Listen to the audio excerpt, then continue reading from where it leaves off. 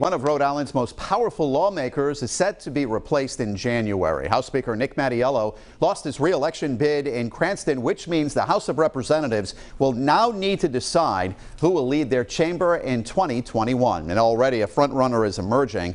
12 News reporter Kim Kalunian joins us now live from the State House with the latest. Kim? Well, Mike, the House Majority Leader is typically seen as the heir apparent to the Speaker, and in this case, it's no different. Warwick State Representative Joe Shekarchi is emerging as the frontrunner here and appears poised to take the reins from Mattiello. But still, a newcomer to the House is also hoping to shake things up as she, too, vies for the speakership.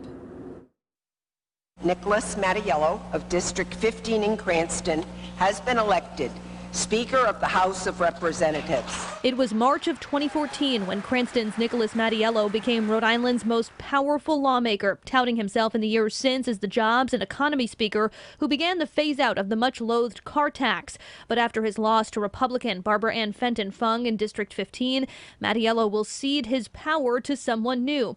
House Majority Leader Joe Shekarchi is hoping to fill his shoes, saying in a statement, "With the help of my fellow representatives, I am committed to bringing reform to the chamber and empowering its elected members." Shekarchi plans to tap Providence State Rep Chris Blazajewski as his majority leader.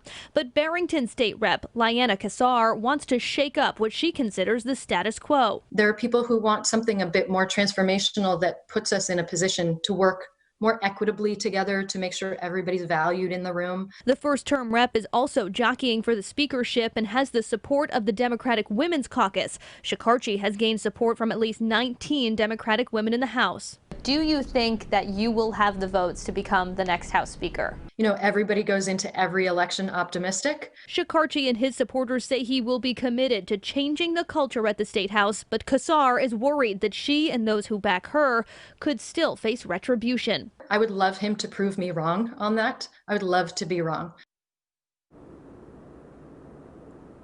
And Shekarchi declined an on-camera interview with us today, but there is a caucus of House Democrats scheduled for tomorrow in Warwick that will be open to the media. Meanwhile, House Republicans heard from Kassar and Shekarchi tonight.